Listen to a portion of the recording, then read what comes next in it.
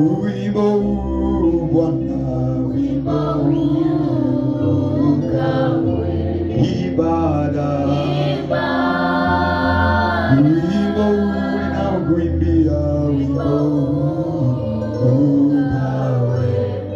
manuka, wimbo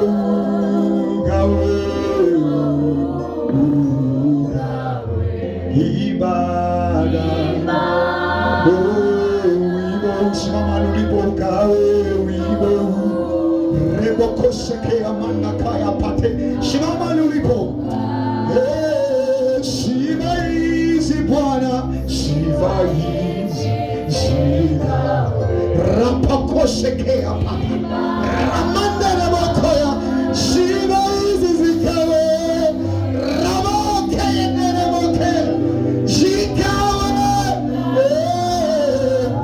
sifa hizi kwako Bwana zikafike mpaka mbinguni, zikawe ibada rapakotekea ramanekoya naka repokokosaka remo ranekeye mosete ramone nibo kumanisha wibo Bwana rakosete.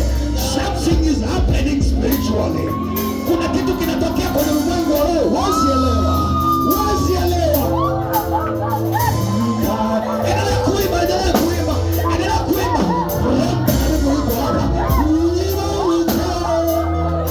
Thank you Holy Spirit. Endelea kuimba na kumaanisha tu kuna kitu Roho Mtakatifu atafanya kwenye maisha yako.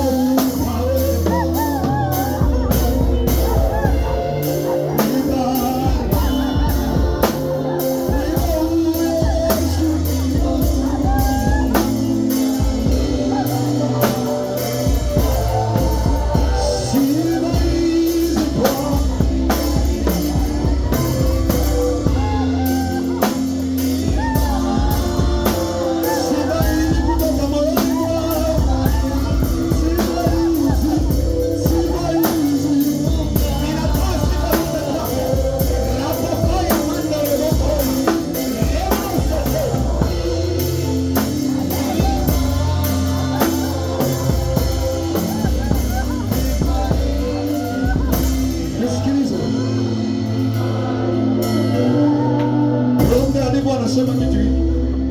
Kuna watu mmekuwa mkimfanyia Mungu ibada, lakini mnampa Mungu ibada nusu nusu. Nusu ya moyo wako upo kwenye biashara yako, nusu ya moyo wako unampa Mungu. Wengine nusu ya moyo yenu ipo kwenye fedha mnazomiliki, alafu nusu ya mioyo yenu ipo kwa Mungu. Mungu hakutaki umpe ibada nusu nusu. Mungu hataki moyo nusu nusu. Mungu anataka uvitoe mzima mzima. Ndio vile nasema kwamba na yeye anayetaka kunifuata na ajikane mwenyewe, ajitwike msalaba wake, anifuate. Mwambie Mungu, ninaomba toba na rehema pale ambapo nusu ya moyo wangu ulikuwa kwa mume wangu, nusu ya moyo wangu ulikuwa kwa mke wangu, alafu nusu ya moyo nimekupa wewe. Wengine wake zenu umeweka nafasi ya kwanza, alafu Mungu amekuwa second chance. Mungu hataki kuwa na nafasi ya pili. Wengine watoto wenu wana nafasi ya kwanza, alafu Mungu ana nafasi ya pili. Hebu ingia mbele za Bwana kwa toba, mwambie Mungu nirehemu. Kuanzia sasa nitakuabudu wewe kwa moyo kamili, kwa moyo kamili. Saya kukuabudu wewe, nitakuabudu wewe tu. Nitasahau mke wangu, nitasahau biashara yangu, nitasahau cheo changu, nitasahau elimu yangu, nitasahau madeni yangu, nitasahau matatizo yangu.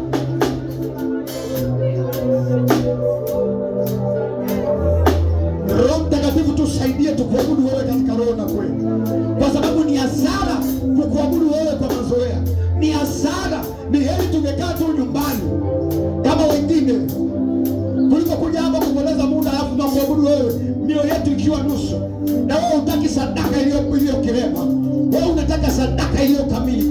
Kwa tunapokuja hapa, kama tunakuabudu, hiyo yetu iwe kamili, hiyo yetu iwe kamili. Mwambie Roho Mtakatifu, kuanzia sasa nataka nitoe sadaka ya sifa iliyo kamili.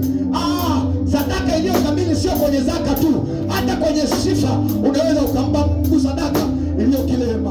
Unamwabudu Mungu saa hiyo unawaza madeni ulionayo, saa hiyo unawaza mume wako, saa hiyo unawaza mke wako, saa hiyo unawaza mchumba wako, saa hiyo unawaza fedha zako, saa hiyo unawaza matatizo ya Roho Mtakatifu. Tufanyie hiyo operation ya kiroho, fanya hiyo operation ya kiroho, uondoe kila kitu kilicho kibaya ambacho kinatuzuia tusikuabudu wewe katika roho na kweli. Kama ni dhambi, ondoa. Kama ni changamoto yote, iondoe katika jina la Yesu, katika damu ya Yesu. Asante Roho Mtakatifu. Pigie Yesu makofi na vigelegele vya kutosha kwa ajili ya operation inayoifanya. Endelea kuongeza makofi kwa Bwana kama unaamini kuna kitu Bwana amefanya kwenye maisha yako. Yesu makofi na vigelegele. Yesu makofi na vigelegele tena. Jina la Bwana libarikiwe. Haleluya, haleluya. Wakati mwaka unaanza, unakumbuka nilikwambia kitu gani? Nikasema huu ni mwaka mfani. Wakati mwaka unaanza, nilikwambia huu ni mwaka wa kumtii nani? Roho Mtakatifu. Na mimi nikwambia tu kitu kimoja tena, narudia tena, huu ni mwaka watu watakaotoboa ni watu ambao watamtii Roho Mtakatifu. Huu ni mwaka ambao akili zako unazozitegemea zitagonga mwamba. Utafanya biashara ulivyozoea kufanya na utapata hasara. Utafunga ulivyozoea kufunga, utapata hasara. Lakini watu watakaofanikiwa ni wale watakaomtii nani? Roho Mtakatifu.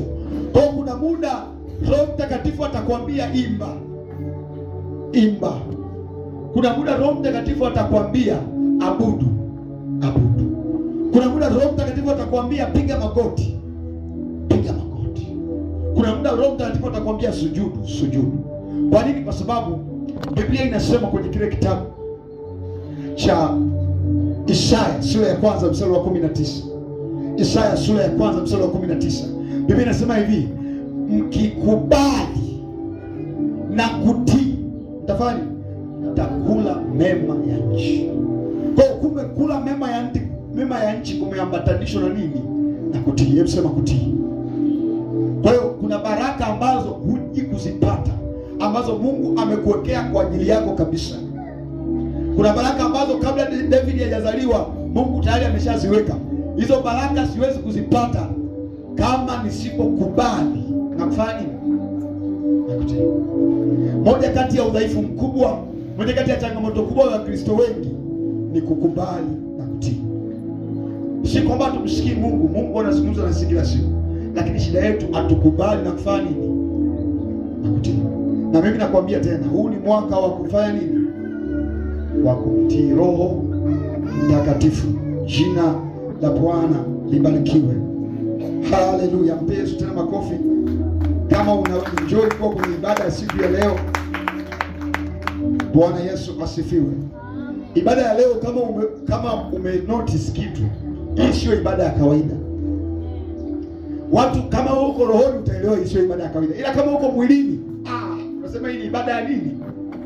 Ya kawaida. Kuna siku nikasema kuna wafanya ibada afu kuna wasindikiza. Wasindikiza ibada wanaweza kusema, yaani huyu mhubiri naye baada ya kwanza na neno anaanza sana na mambo ya kuabudu. Yaani watumishi wengine hawana hata utaratibu.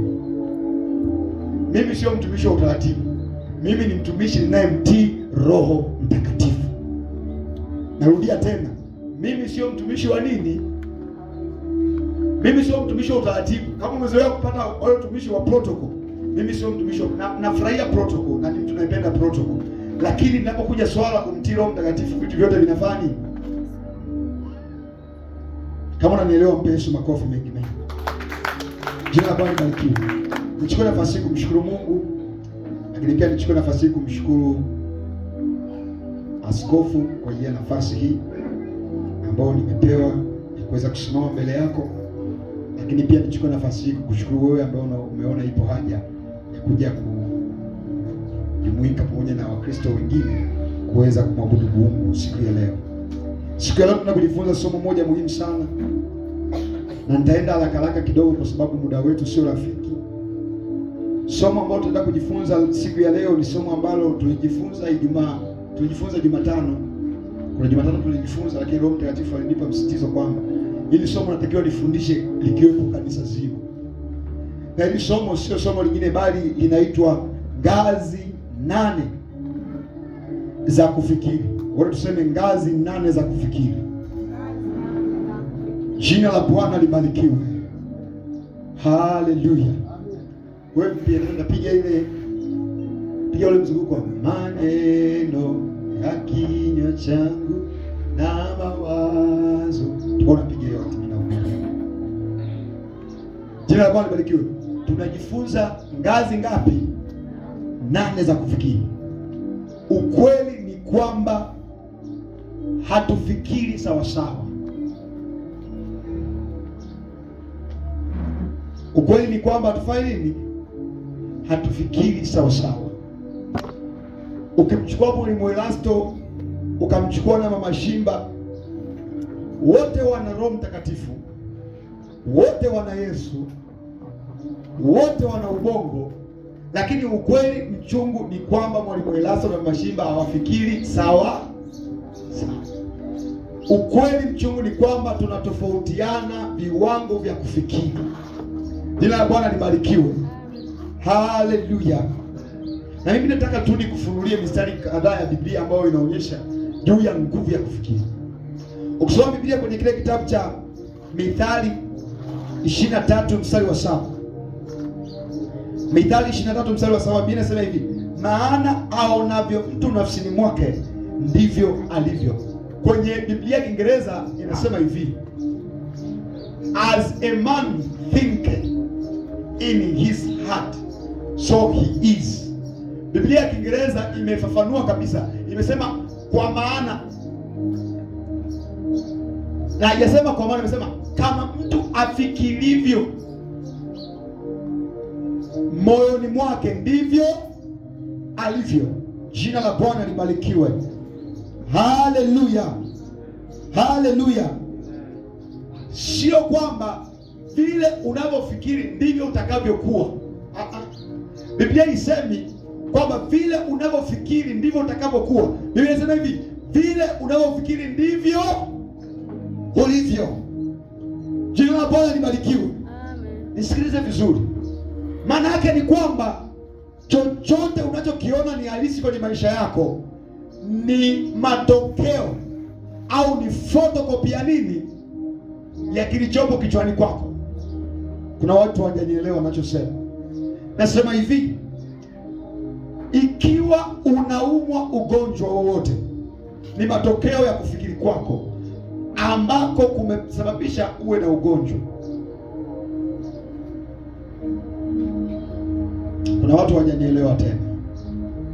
Ikiwa wewe ni maskini, huo umaskini ni matokeo ya kufikiri kwako.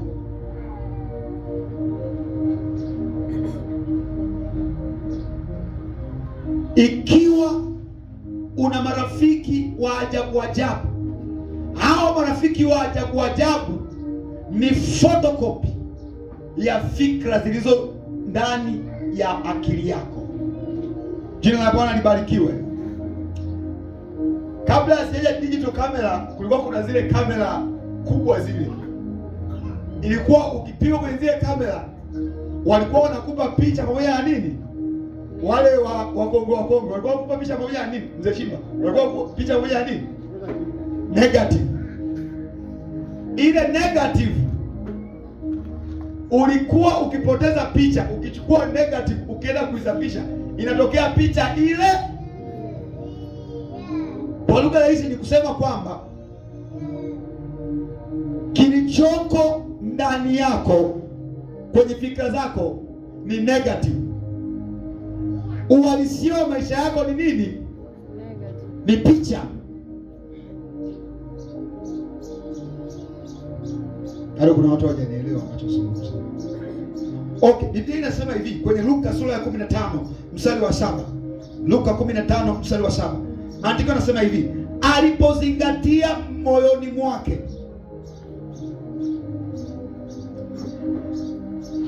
Alipozingatia moyoni mwake, akasema, watumishi wangapi wapo kwa baba wanakula chakula na kusaza, na mimi ninakufa kwa nini? Kwa njaa. Akasema, nitarudi kwa baba ili nikafanye nini?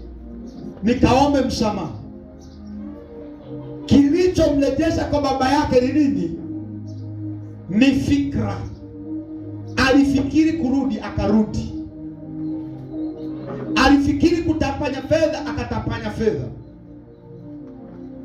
Alifikiri kutumia fedha kwa anasa, akatumia fedha kwa nini?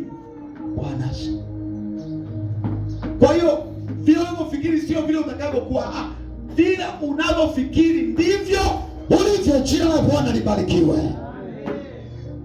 Vile unavyofikiri ndivyo ulivyo. Unazifahamu projector? Unazifahamu projector? Projector huwa inaonyesha kile kilichopo ndani ya nini? Ya kompyuta. Projector huwa inaonyesha picha nyingine. Eti watumishi, projector huwa inaonyesha kitu kingine. Sinaonyesha kile ambacho kipo ndani ya nini? Ya kompyuta. Okay, hii mic.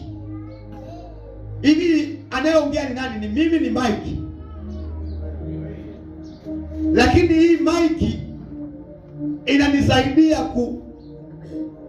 kuwasilisha kile ninachofanya nini? Kwa lugha rahisi ni kwamba maisha yako ya nje ni photocopy ya maisha yako original yaliyo kwenye fikra zako. Wanadamu hatuishi katika ulimwengu wa mwili. Yaisikia hichi kitu. Wanadamu tunaishi katika ulimwengu wa roho na ulimwengu wa fikra. Andika ninachokuambia. Hivi sio vitu unaweza kujifunza sehemu yoyote hivi. Andika, najua hujaelewa lakini nakufundisha ili uelewe. Wanadamu hatuishi katika ulimwengu wa mwili. Wanadamu tunaishi katika ulimwengu wa nini? Wa roho na nini? Na fikra. Maisha hayajengwi katika ufalme, katika ulimwengu wa mwili. Maisha yanajengwa katika ulimwengu wa nini? Wa roho na fikra. Na ndio maana Biblia inasema hivi kwenye kile kitabu cha Yoshua sura ya 1 mstari wa 8. Yaani ninavyosema ndio point zenyewe. Sasa kama unasubiri nianze kusema kukuambia kwamba andika hiki andika hiki. Yoshua sura ya 1 mstari wa 8. Biblia inasema hivi, kitabu hiki cha Torati kisitoke kinywani mwako. Anasema hivi, bali uyatafakari maneno yake usiku na nini? Na mchana. Anasema upate kufanya sawasawa na yote yaliyoandikwa katika kitabu hiki.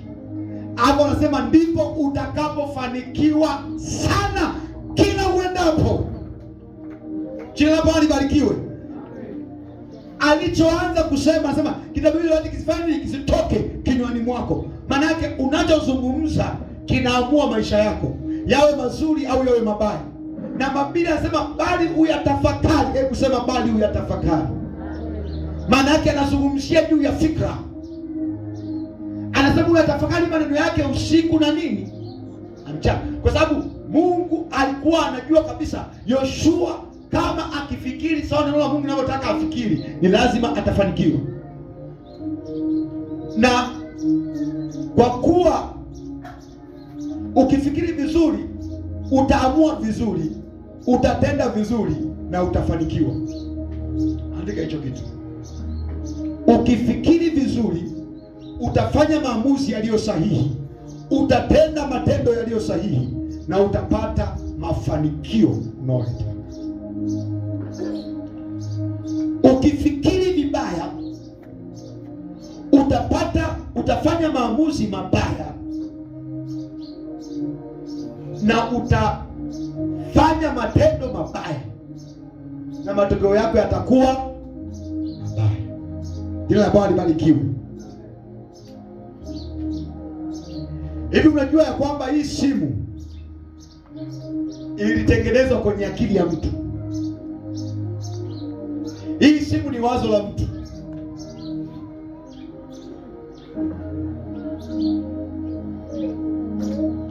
Wewe umekalia nini hapo? Umekalia nini hapo? Kitu ulichokalia ni wazo la mtu. Mtu aliwaza kwenye akili yake kama nitengeneze kiti, na akatengeneza hicho kitu unachokalia wewe. Okay, andikeni. Maneno ni mawazo yaliyonenwa.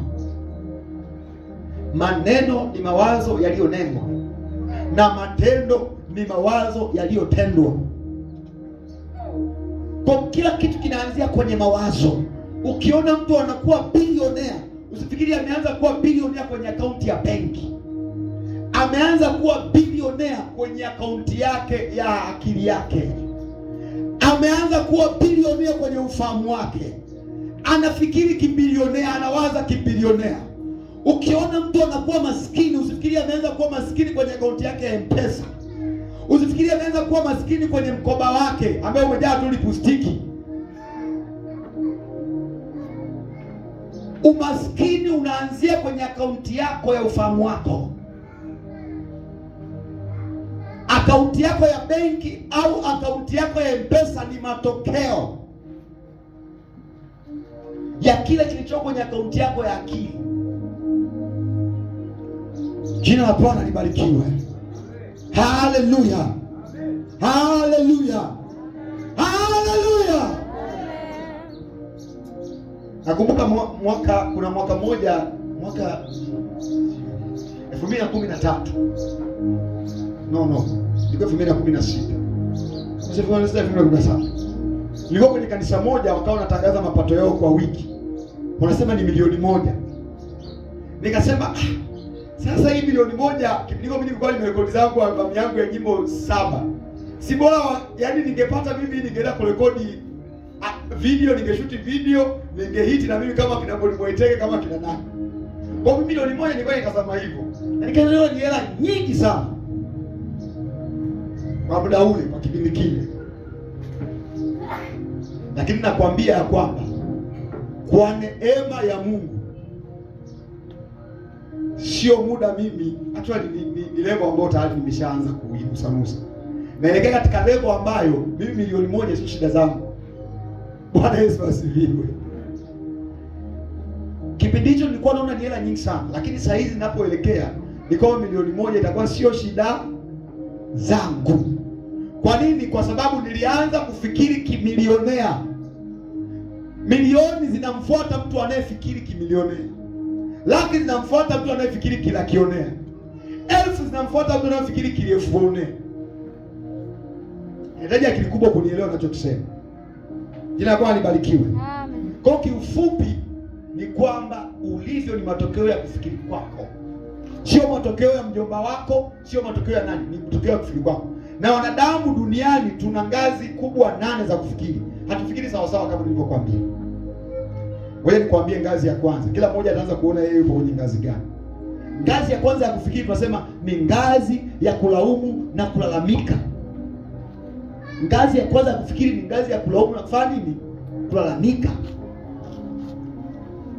Na ukiona wewe kila kitu unafikiria kulalamika tu, unafikiria kulaumu. Kuna mtu leo tukikuuliza kwa nini wewe umekuwa maskini, naweza kusema unajua mimi bibi yangu hakunisomesha. Unajua mimi baba yangu hakunisomesha. Kwa taarifa yako, Tanzania hii uchumi wake unaendeshwa na watu walioishia darasa la 7 na form 4. Narudia tena. Kwa taarifa yako, Tanzania hii walipa kodi wakubwa ni wameishia darasa ngapi? La 7 na form 4. Sasa unalalamika eti mimi baba yangu hakunisomesha. Wenzako hakusomeshwa kama wewe, lakini leo hii ni mabilionea. Level ya kwanza ya kufikiri ni level ya kufanya nini? Kulalamika na kunungunika. Unakuta mtu anakuambia wewe kwa nini uendelee kwa maisha? Unajua mimi nilishaifanya biashara na mtu ya kukopesha Yule jamaa kanitapeli. Utapeliwa mwaka gani? Mwaka 1990. Hatoka mwaka 1990 mpaka leo kwani unaanza yaani mimi nilitapeliwa. Mimi nikwambie mimi hapa. Mimi nimeshaifanya biashara na nikapata hasara zaidi ya milioni 1. Na leo bado naendelea kufanya biashara. Kila napo nibarikiwe. Ngazi ya kwanza ni ngazi ya kulaumu na kunungunika. Na hiyo ngazi unaipata kwenye Mwanzo 3:12. Sitakusomea kwa sababu ya muda. Mwanzo 3:12 unaona Adamu, Mungu anamuuliza uko wapi? Adamu anasemaje? Niko uchi. Anamwambia umekula ile tunda, anasema ni huyu mwanamke uliyofanya nini? Uliyenipa. Haya, Mungu anaenda kwa Hawa. Anamuuliza Hawa, umekula tunda? Anasema hapana Mungu, yaani ni huyu mnyoka. Jamani barikiwe. Shetani alikuwa mjanja. Shetani alikuwa anajua na mimi nikitupia lawama mtu mwingine napoteza nafasi ya umiliki. Kwa taarifa yako, Shetani alipokea mamlaka ya kumiliki dunia kwa sababu hakuwa mlalamikaji. Wote unapolalamika, nakupa hii siri sasa ya ufalme wa Mungu. Unapolalamika na kunungunika, unapoteza nafasi ya kumiliki baraka ambazo Mungu amekuwekea.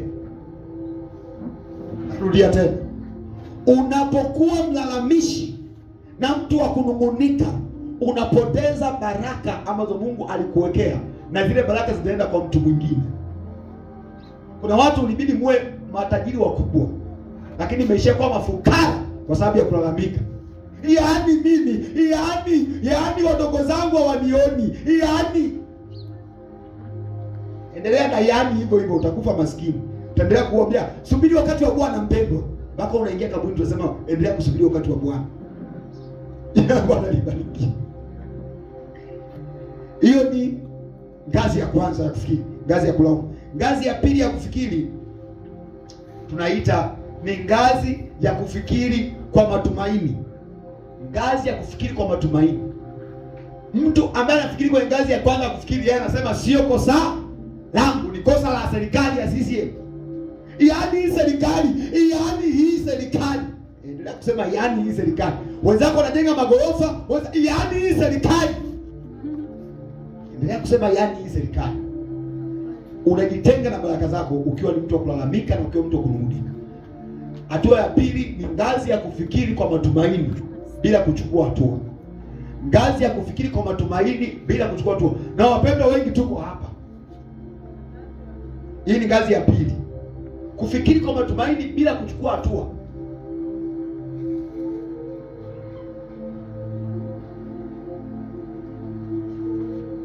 Hii ngazi tunaipata kwenye kile kitabu cha Mithali 14:23. Mithali 14:23 Biblia inasema hivi: katika kila kazi mna faida, bali maneno ya midomo huleta hasara tu. Kila kazi na faida, lakini ukiwa unaitamka tu maneno, una matumaini matupu ambayo hayana vitendo, huji kufanikiwa. Katika kitu ambacho nimekuja kugundua kwamba kila kitu unachokipata kwenye maisha yangu ni matokeo ya kuchukua hatua. Bwana sifiwe. Ni nani hapa alishaipata hela hadi uko wetu imethibitishwa umepokea 100,000? Hujafanya kazi yoyote, yaani nikuja tu kibiza. Nani huyo? Nipe 10,000. Tena chukua 10,000 kabisa hapa. Nikupe. Hebu nitajie anyosha hata mmoja hapa. Nani hapa ambaye alitumaini, tumaini leo unapata milioni, afu milioni ikatuma kwenye akaunti yako ya M-Pesa? Nani? Ukiwa ni mtu mwenye matumaini matupu bila kuchukua hatua, hauwezi kufanikiwa. Na hapa ndipo hapo walokole wengi akwambia nasubiri wakati wa Bwana. Unasubiri wakati wa Bwana wakati unaangalia jua kali kuanzia asubuhi mpaka unakesha unaangalia jua kali. Nasubiri wakati wa Bwana. Utasubiri wakati wa Bwana mpaka unaingia kaburini. Jina la Bwana libarikiwe. Haleluya. Tena hao wapendwa, ukiingia kwenye nyimbo zao unakuta wanaweka zile nyimbo za nami nibarikiwe. Akitoka anaweka ule wanaokudharau siku moja watakusalimia kwa heshima. Na ndio nyimbo unazozipenda. Kwa taarifa yako mimi nikwambie, usipochukua hatua, wanaokudharau watakudharau maradufu.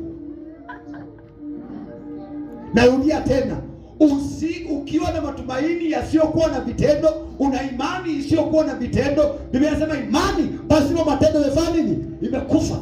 Ukiwa na matumaini yasiyokuwa na vitendo, wanaokudharau watakudharau na watakudharau na watakudharau tena na tena. Amen. Jina la Bwana libarikiwe. Amen. Jina la Bwana libarikiwe. Imefika saa tutoke kwenye usingizi mzito. Tunaacha kwenye siasa, watu wanachangamkia fursa kwenye siasa. Sisi tumebaki tu tunasubiri wakati wa Bwana. Kama ipo tu. Kama Bwana akipenda mimi kuwa waziri nitakuwa waziri. Bwana akipenda. Wewe unafanya nini? Mungu anakupa msukumo kuingia kwenye siasa. Sema Bwana, siasa ni mchezo mchafu. Siasa ni mchezo mchafu kwa sababu wanaocheza ule mchezo ni wachafu. Siasa itakuwa mchezo msafi kama watu wasafi watasema sasa imetosha, tumeomba imetosha. Huu ni wakati wa kuchukua hatua, na mimi ninachukua kadi ya chama cha siasa, ninaingia kugombea. Amen. Na ndio maana tunaomba afu hamna matokeo. Kwa nini? Mungu alikuwa akitaka kibadilishe nchi, alikuwa anatafuta mtu. Sasa walokole hawataki kutumika kwenye siasa, hawataki kutumika kwenye uchumi. Sisi kazi yetu ni kuomba tu. Imani pasipo matendo imefanya nini? Imekufa. Usiwe mtu wa kuwa na matumaini tu. Utakuwa na matumaini, ndio hiyo unasema unasubiri Mungu. Kumsubiria Mungu akukuzuii wewe kuchukua hatua. Narudia tena, kusubiri wakati wa Bwana haukukuzuii wewe kuchukua hatua. Sasa binti ana maono ya kuolewa, alafu ikija tu ibada anakuwa kwanza kuondoka. Upate hata muda wa kusalimiana na vijana wengine wa angalau tukuone kwenye ibada zingine za katikati. Uchi. Tutakuonaje? Tutakujuaje? Utasubiri mume mpaka unafikisha miaka 50 na hata kuja, kwa sababu imani pasipo matendo imekufa. Bwana asifiwe. Haleluya. Waulize wanaume wote waliooa hapa, watakwambia binti, mke wangu mimi, pamoja na kwamba Mungu aliniambia ni mke wangu, lakini haikutokea tu automatically tu akawa mke wangu. Wanaume mliooa, mlichukua hatua, mkuchukua hatua hivi? Eti mzee Shimba, ilitokea tu mama Shimba, yani basi ikatokea tu umekuwa mke na Mungu, si ulichukua hatua? Lazima uchukue hatua. Jina la Bwana libarikiwe. Jina la Bwana libarikiwe. Usichukue hatua kama kijana wa kiume, hata kuoa hutaoa. Utashangaa kuna binti umempenda na Mungu amekusemesha kabisa. Ukiwa mgumu wa kuchukua hatua, utashangaa unaangalia status unaona anavishwa pete. Tunaanza kutusumbua madaktari kwamba jamani, vidonda vya tumbo sijui na nini. Kumbe uzembe wako kuchukua hatua. Ni ngazi ya pili ya kufikiri bila kuchukua hatua. Unakuwa na matumaini ambayo huchukui hatua yoyote. Ngazi ya tatu ya kufikiri ni ngazi ya kuiga. Ngazi ya kuiga watu wengine. Kauli mbiu ya hao watu wenyewe wanasema nitafanya kama watu wengine wanavyofanya. Kauli mbiu ya watu wenye ngazi ya pili wanasema kwamba ninasubiri mambo yawe sawa. Mambo yatakuwa sawa. Mambo yatakuwa sawa. Bwana atatupigania. Bwana atatuwezesha. Yeye hatukuja hatua yoyote. Kauli mbiu ya watu ambao kwenye ngazi ya tatu, ngazi ya kuiga, kufikiri kwa kuiga, wenyewe wanasema nitafanya kama watu wengine wanavyofanya. Jina la Bwana libarikiwe. Unaiga watu wengine wanavyofanya. Jina la Bwana libarikiwe. Unaiga watu wengine wanavyofanya. Na huwezi kufanikiwa ukiwa ni mtu wa kuigaiga watu wengine wanavyofanya, kwa sababu utakuwa copy ya mtu mwingine. Mimi nakumbuka ninaanza kujifunza mambo ya kuhubiri. Mimi mmoja kati ya walimu ambao niliwafuatilia sana kwa swala la kuhubiri nilipokuja na mwalimu Christopher Makasege. Sasa ilikuwa nikisimama kuhubiri na mimi, ili na mimi nionekane kama mhubiri ambaye nina viwango. Kwa hiyo nikisema na mimi naanza haleluya haleluya. Haleluya haleluya. Bwana Yesu asifiwe. Nikaenda ile, kuna siku moja nakuwa nilikuwa chuoni nikahubiri. Nikatoka pale kijana mmoja akaniambia sema, "Yaani umehubiri kama mdogo wake Mwakasege." Na mimi nikajisikia vizuri nasema, na mimi kumbe nimepanda viwango. Baadaye nilipozidi kukua kiroho nikaelewa kwamba hakuna mtoto kwenye utumishi kama kuiga watumishi wengine wanachofanya. Kwa sababu watumishi tumeitwa tofauti. Nilivyoitwa mimi tofauti na alivyoitwa Mama Kula, tofauti na alivyoitwa Mama Venansia, ni tofauti kabisa. Kwa hiyo ukijaribu kuiga tu huwezi kufanikiwa ukiwa ni mtu wa kuiga. Na kuna watu hapa kwenye Pentecost huko, unakuta mtu anatu yo. Sasa wewe ni muha au wewe ni mbengereko huko, hiyo yo inatoka wapi? Bwana Yesu asifiwe. Haleluya. Watu wanafikiri kama nitafanya kama wanavyofanya watu wengine. Nitahubiri kama anavyohubiri Moses Klola. Nitahubiri kama anavyohubiri Mwakasege. Nitahubiri kama Mwakasege ni Mwakasege na wewe ni wewe. Mimi niliojua kwamba Mwakasege na mimi ni mimi, nikaamua kuwa mimi. Jina la Bwana libarikiwe. Haleluya. Na nilipoamua kuwa mimi, nikaona response, watu wakaanza kuniona mimi, hawakuanza kumuona Mwakasege tena kwenye mahubiri yangu. Jina la Bwana libarikiwe. Hakikisha kwenye maisha yako hauwi mtu wa kuiga. Usifanye biashara kwa sababu Makenasi amefanya. Fanya biashara kwa sababu unaona hii biashara mimi naiweza na nikifanya itanipa matokeo. Jina la Bwana libarikiwe. Shige. Watanzania wengi unakuta kama hapa hakuna kibanda cha M-Pesa. Akiweka kibanda cha M-Pesa mmoja, baada ya mwezi unakuta kibanda cha M-Pesa 5. Amen. Wapo kwenye ngazi ya ngapi? Ya 3. Nitafanya kama wengine wanavyofanya. Ukiwa ni mtu wa kuigaiga biashara, unaigaiga milioni yenyewe, utapata pressure bure. Wengine wapata sababu kwenye kilimo cha matikiti kwa sababu ya amesikia yaani matikiti yanalipa, na mimi ngoja mimi nikalime matikiti. Bado kuna watu leo hii hawataki kuona kabisa matikiti kwenye familia zao. Yaani ukinunua tikiti ukimletea hata kama zawadi, yeye anaona kama umemletea bomu. Bwana asifiwe. Kwa nini? Kwa sababu ya fikra za kuiga. Sio kila ambacho mwenzako anafanya lazima na wewe ufanye. Na mimi kuna aina biashara siji kufanya. Mimi niliona watu wanafanya biashara ya chips.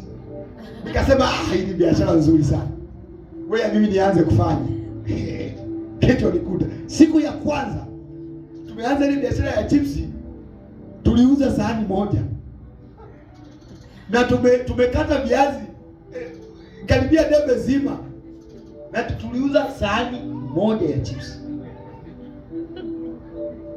Niliona watu wanauza mishikaki, nikaona wanapata faida sana watu wa mishikaki. Nikaanza biashara ya mishikaki. Mishikaki ilikuwa inalala na kulala na kulala na kulala. Nikaishia mingine nikaona nakula tu mwenyewe. Bwana Yesu asifiwe. Fikra za kuiga, nitafanya kama wengine wanavyofanya.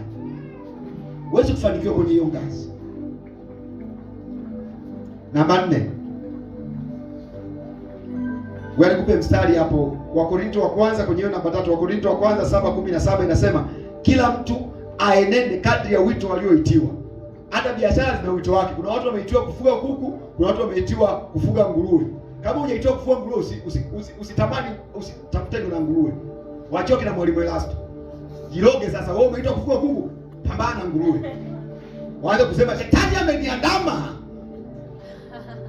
Kumbe umeenda sehemu ambayo sio ya kwako. Jina la Bwana libarikiwe. Wengine wanafanya biashara ambazo sio za kwenu, maana hata ziendelee. Na wewe kama mwana mpotevu, zingatia moyoni mwako, fanya biashara ambayo unaona ni sehemu yako. Namba 4, ngazi ya kufikiri kikawaida. Ngazi ya kufikiri kawaida yenyewe. Watu wewe ni kazi hii, sasa ngoja naenda haraka kwa hiyo tunaoandika mwe chapter. Ngazi ya kufikiri kikawaida.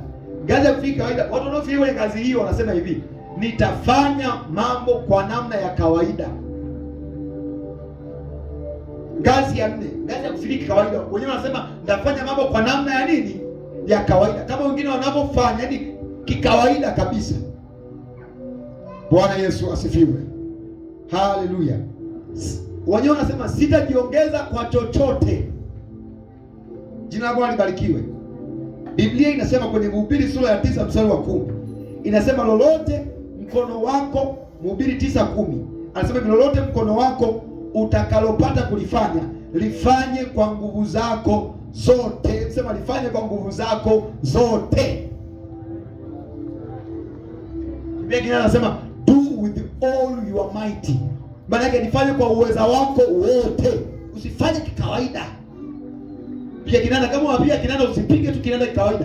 Piga kinanda kwa nguvu zako zote. Mpaka useme hapa ndio mwisho hapa.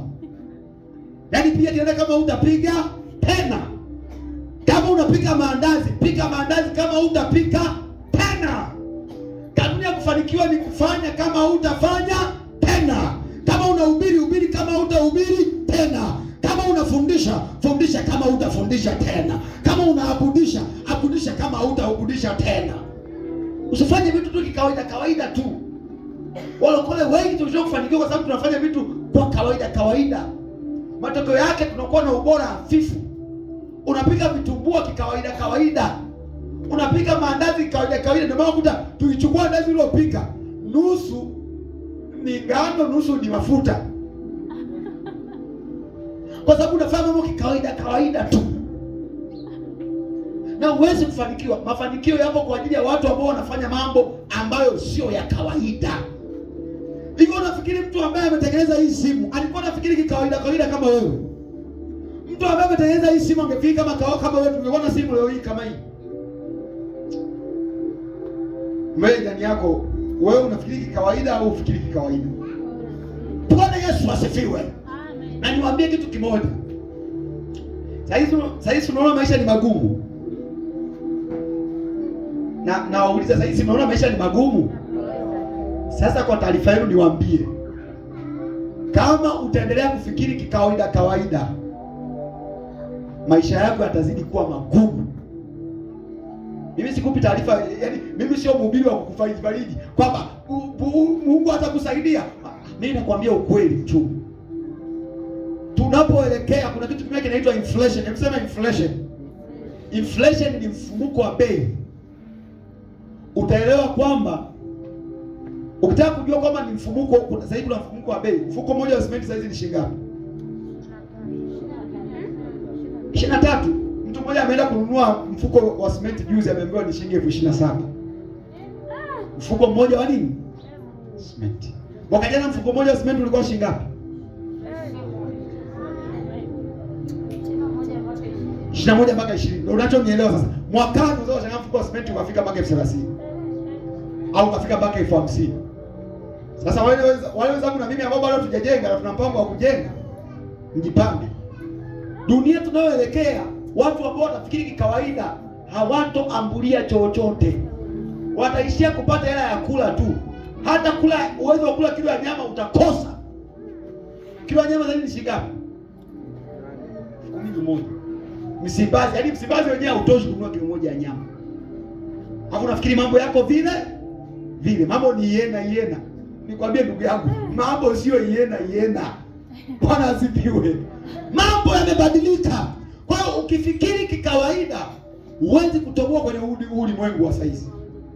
Tunaelekea kwenye ulimwengu ambao ni lazima upgrade your thinking. Ni lazima upgrade kufikiri kwako. Ni lazima uongeze viwango vya kufikiri kwako. Na ndio maana Roho Mtakatifu anakupa masomo kama haya ili akutoe hapo ulipo. Kwa sababu Roho Mtakatifu anajua kabisa ya kwamba maombi pekee hawezi kukusaidia kama hautabadilisha kiwango cha kufikiri kwako, kama hautaongeza kufikiri kiwango cha kufikiri kwako, level ya kufikiri kwako. Shida ni ninachokisema.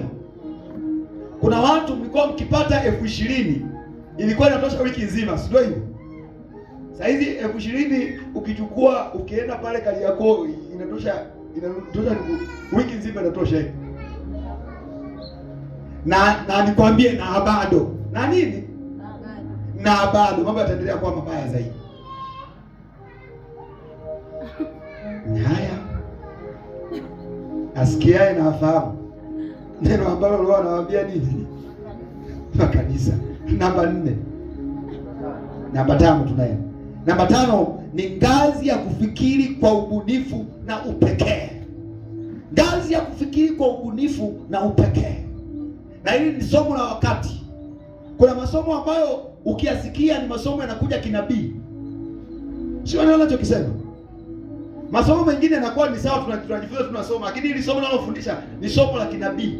Kuna watu mtasikiliza hili somo na mtachukulia poa, mtachukulia kama mahubiri mengine. Lakini mwakani tena majira kama haya, Pale mambo maisha yenu yatakuwa magumu na magumu na magumu, mtakumbuka hili somo. Nasema laiti ningejua, ningebadilisha namna ninavyofikiri. Lakini itakuwa ni too late. Namba 5, ngazi ya kufikiri kwa ubunifu na upekee. Watu walio katika ngazi hii wao wanasema, kauli mbiu yao kwamba nifanyeje ili niwe tofauti na watu wengine? Nifanyeje ili niwe tofauti na watu wengine? Sawa, wote tunauza msusa. Ili msusa wangu uwe tofauti na watu wengine niongeze nini? Sawa, wote tunauza nyama. Ili nyama yangu iwe tofauti na watu wengine niongeze nini? Jina la Bwana libarikiwe. Haleluya. Fikiria mimi nilikuwa natoka uzunguni. Naenda mpaka Samora kwenda kula wali maini. Nikitoka uzunguni mpaka Samora nimeruka migawa mingapi? Lakini naenda mpaka Samora kula wali maini kwa Taste of Zanzibar. Yaani yule mama toka ameondoka mimi, yaani migawa ya Nzega yote, yaani hakuna mgawa ambao unaweza ukapika chakula ambacho mimi nakitaka. Kwa hiyo nakula tu basi tu yani. Kwa sababu watu wengi wapo kwenye fikra za chini chini. Yule mama alikuwa anafikiri kwenye hii ngazi ya 5 hii.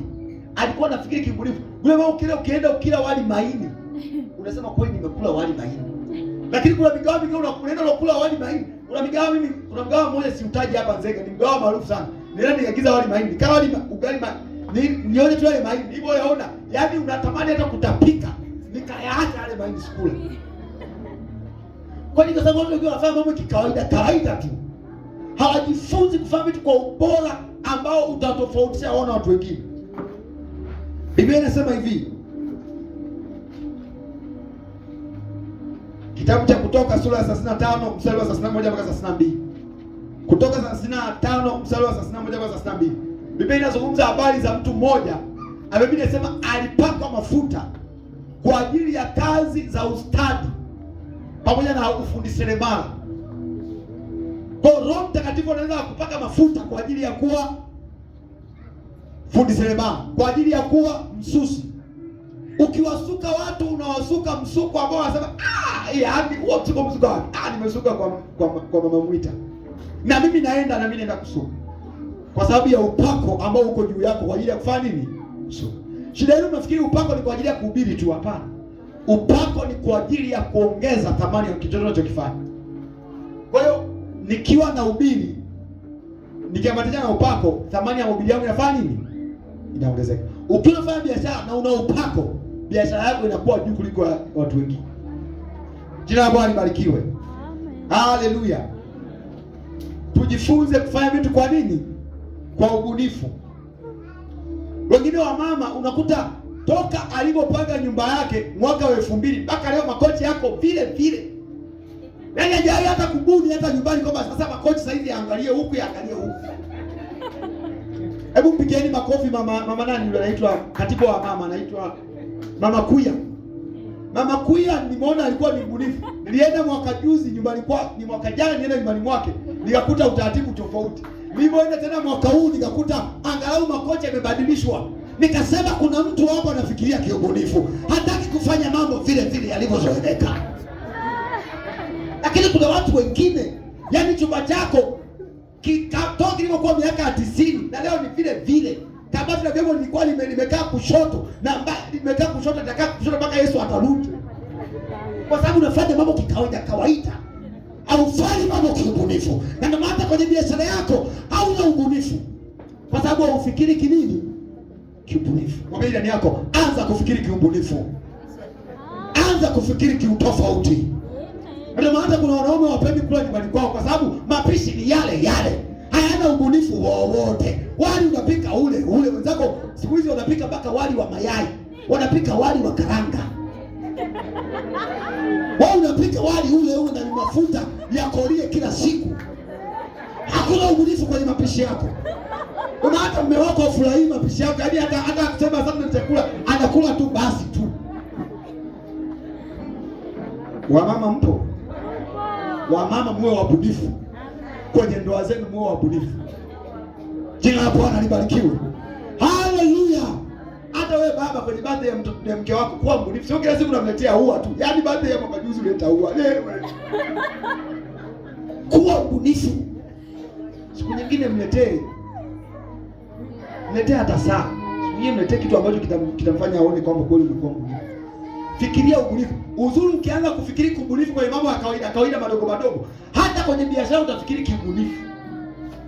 Ila Bwana ibarikiwe. Hiyo ni ngazi ya ngapi?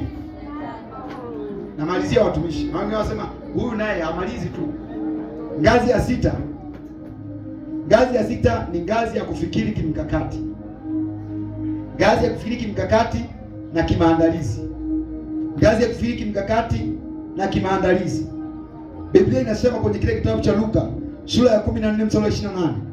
Luka 14:28 inasema hivi, ni nani miongoni mwenu akitaka kujenga mnara asiyeketi kwanza na kuhesabu gharama? Ni nani kati yenu ambaye anataka kujenga mnara asiketi kwanza ahesabu gharama? Ngazi ya 6, ngazi ya kufikiri kimkakati na kimaandalizi. Ngazi ya kufikiri kimkakati na kimaandalizi, hii ni ngazi ya juu, tofauti na ngazi ya 5. Huyu mtu anaandaa. Andiko ni Luka 14:28. Luka 14:28. Luka 14 mstari wa 28. Biblia inasema hivi, ni nani miongoni mwenu atakayetaka kujenga mnara asikae chini ya hesabu gharama?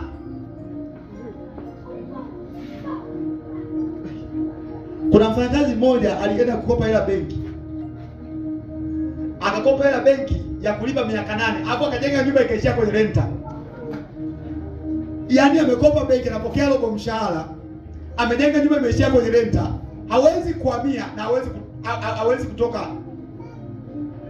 Unaona, huyu ni mtu ambaye afikiri kinini? Kimkakati. Kama unajua pesa yako ya kujengea ni ndogo, ulijenge jumba likubwa la nini? Sibongeana na kanyumba kadogo.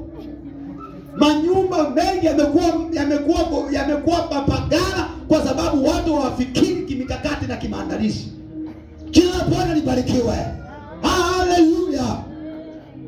Wakuta mtu anakuambia, unajua nilikuwa na imani kubwa kwamba nitaweza kumalizia hii nyumba. Imani kwa sababu matendo imekufa. Wewe kipato chako ni 10,000 kwa mwezi. Una mikakati mingine ya kuongeza kipato chako. Hapo unakuwa ni ramani likubwa la milioni 500. Imani pasipo matendo ifanye.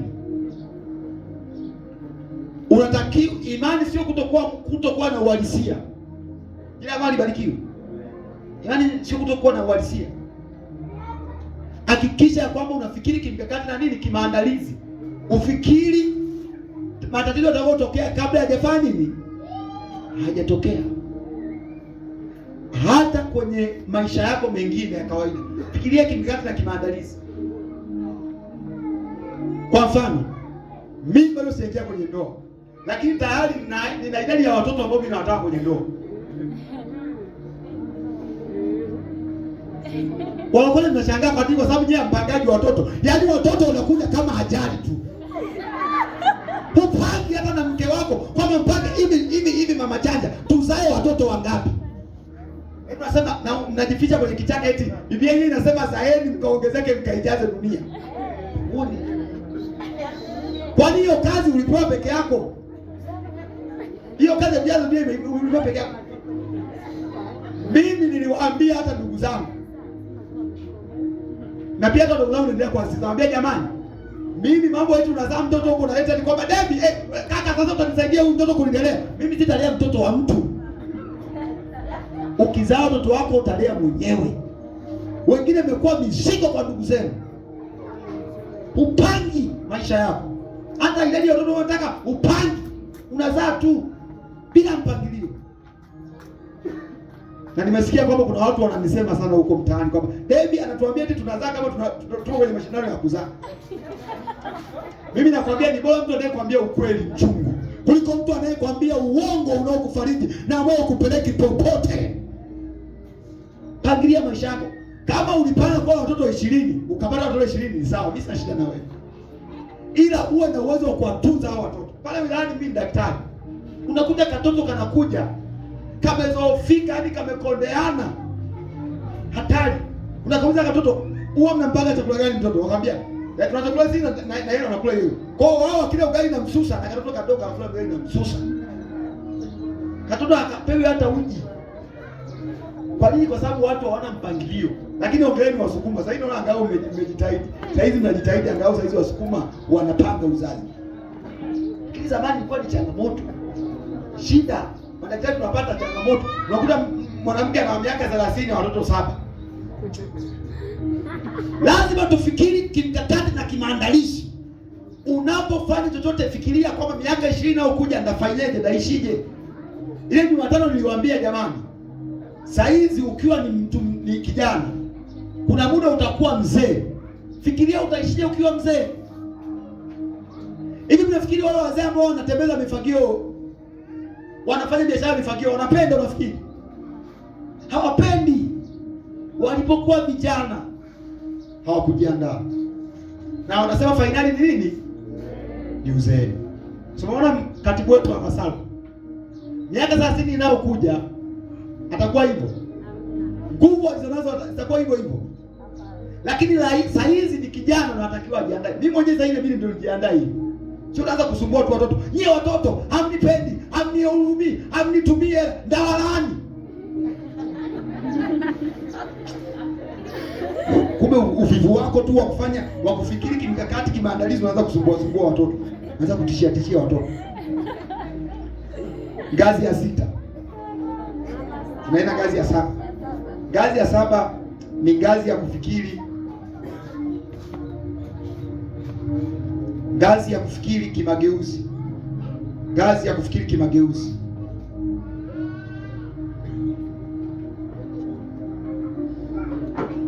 Watu wanaofikiri katika hii ngazi ya kimageuzi ni watu ambao wanafikiria, wanajiuliza kwamba ninawezaje kubadilisha maisha ya vizazi na vizazi vinavyokuja. Nawezaje kubadilisha maisha ya vizazi na vizazi vinavyokuja. Unakumbuka wanaume niliwapa assignment moja. Nikasema kila mwanaume aandike maono ya nini? Ya family business. Nina uhakika 90% hawajafanya hiyo assignment. Kweli si kweli? Hawajafanya, na mnachukulia poa sana, David tu ameongea. Na ni sawa, usifanye. Uzuri ufanye, usipofanye mimi sija kuomba hata 100 kwamba eti ufanikiwe eti. Mimi mwenyewe nitakuwa na hela zangu, nakuwa na mafanikio yangu. Na wewe kwambia hivi ni kwa faida yako. Wanaume wote wanaofikiria kwenye hii level ya 7 wana maono ya kifamilia. Bwana asifiwe. Haleluya. Mnafahamu Mohamed Dewji? Tajiri wa kwanza Tanzania sasa hivi. Mohamed Dewji, biashara zonazo zilikuwa sio za baba yake. Biashara za kwanza, mwanzilishi wa biashara kabisa za Mohamed Enterprises alikuwa ni bibi yake, sio bibi yake. Wakati bibi yake Mo anaanza kuanzisha family business, bibi yako wewe sio alikuwa anafanya nini? Mungu alibariki yeye. Bwana Yesu asifiwe. Wakati bibi yake Mo anafikiria kuanzia biashara, bibi yako wewe mimi sijui alikuwa afanya nini. Ndio maana